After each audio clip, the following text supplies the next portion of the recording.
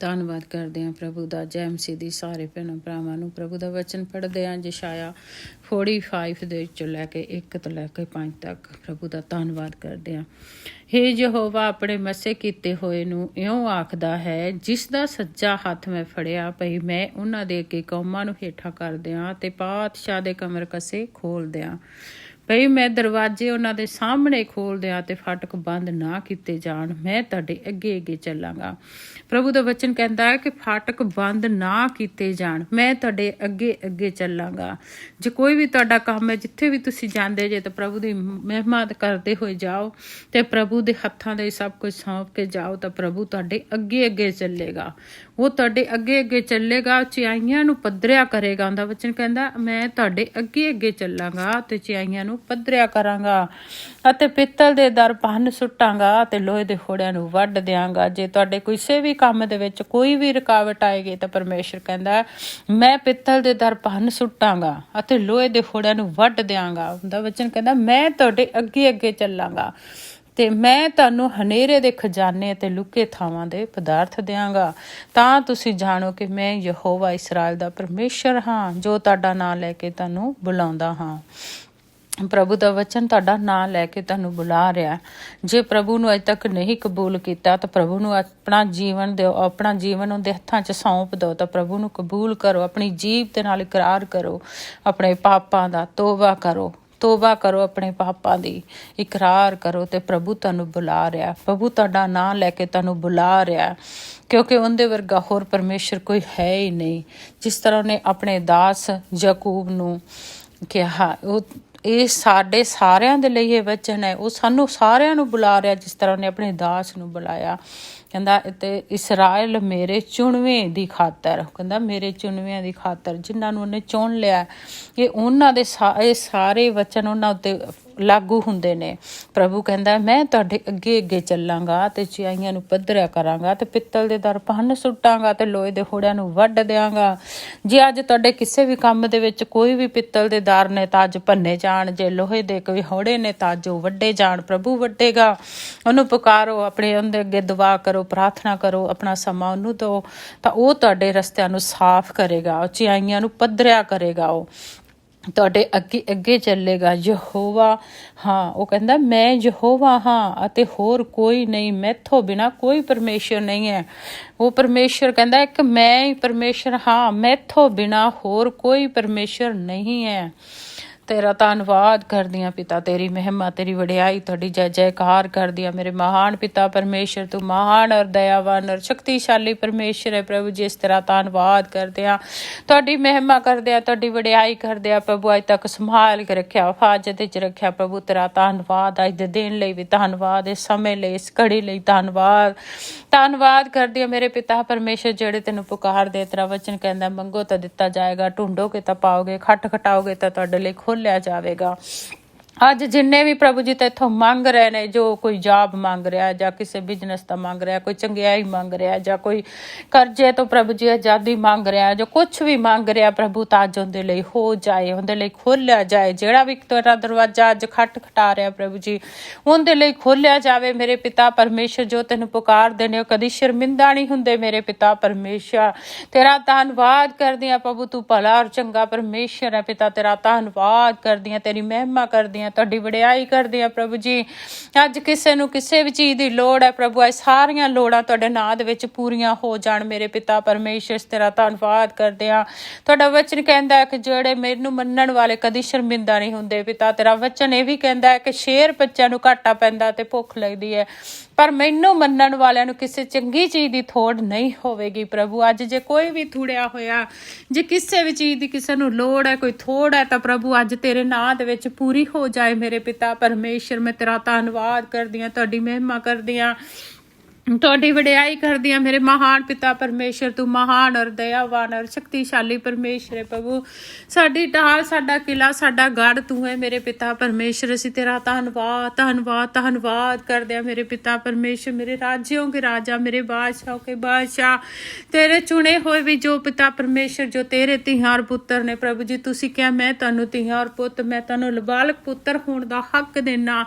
ਤੁਸੀਂ ਸਾਨੂੰ ਹੱਕ ਦਿੱਤਾ ਧੀਆਂ ਔਰ ਪੁੱਤਰਾਂ ਦਾ ਮੇਰੇ ਪਿਤਾ ਪਰਮੇਸ਼ਰ। ਪਰਮੇਸ਼ਰ ਅਸੀਂ ਤੇਰਾ ਧੰਨਵਾਦ ਕਰਦੇ ਹਾਂ। ਤੁਸੀਂ ਕਿਹਾ ਜਿਹੜਾ ਮੇਰਾ ਅਧਿਕਾਰੀ ਹੈ, ਮੇਰਾ ਨਾਂ ਲੈਂਦਾ, ਮੇਰਾ ਚੁਣਿਆ ਹੋਇਆ, ਉਹ ਮੇਰੀਆਂ ਚੀਜ਼ਾਂ ਦਾ ਅਧਿਕਾਰੀ ਹੈ। ਪ੍ਰਭੂ ਅਸੀਂ ਤੇਰੀਆਂ ਚੀਜ਼ਾਂ ਦੇ ਵੀ ਅਧਿਕਾਰੀ ਹਾਂ ਮੇਰੇ ਪਿਤਾ ਪਰਮੇਸ਼ਰ।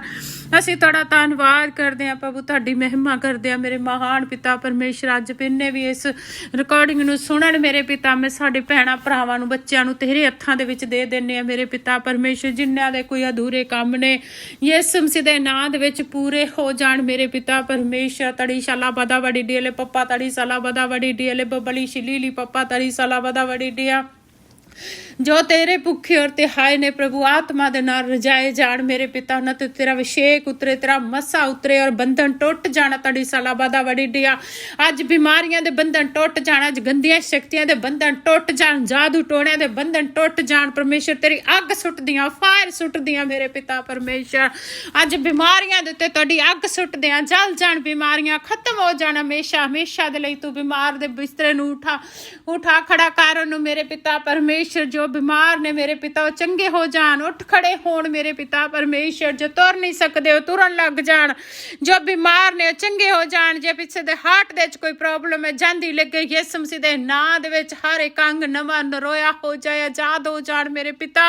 तू चंगा करना है पिता परमेश्वर, एक एक नूं चंगा कर मेरे पिता। तू ही साडी आस है, क्योंकि साडी मदद कित्थों आवेगी? साडी मदद साडे यहोवा तो आएगी।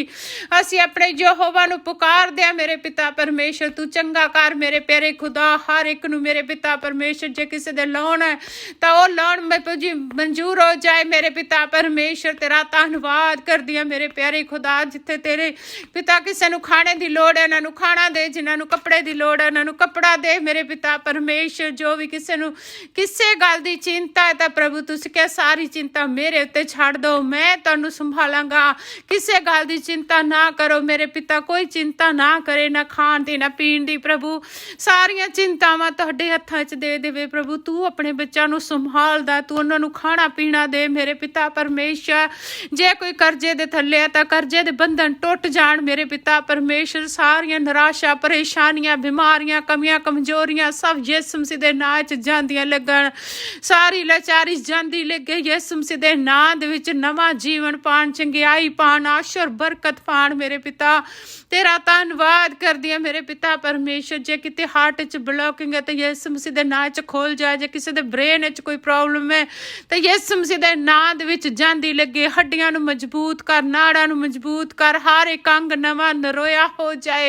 जे किसी दी रोशनी अखां दी घट है तो वध जाए यीशु मसीह दे नां दे विच मेरे पिता परमेश्वर। डिप्रैशन जांदा रहे मेरे प्यारे खुदा, हर एक बीमारी जांदी लगे यीशु मसीह दे नां दे विच, क्योंकि तुसीं वैद हो, रोगियां दे वैद हो मेरे पिता परमेश्वर। तेरा धन्नवाद करदी हां।